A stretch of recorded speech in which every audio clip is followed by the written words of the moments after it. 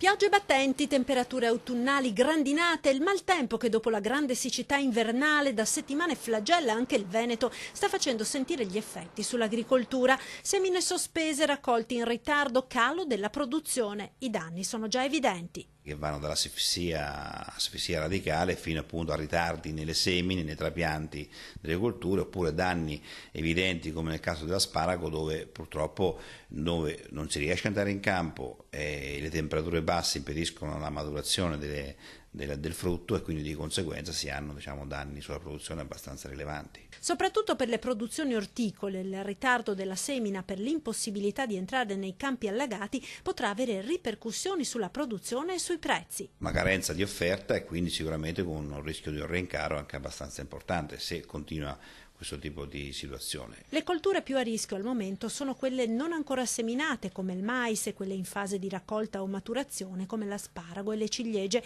Il mutamento climatico sta facendo sentire i suoi effetti anche attraverso la frequenza sempre più allarmante di eventi estremi cresciuti in questa anomala primavera del 2019 del 62% rispetto allo stesso periodo dell'anno scorso.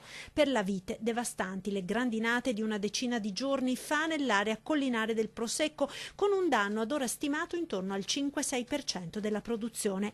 Nei prossimi giorni è prevista ancora instabilità con un nuovo peggioramento il prossimo fine settimana.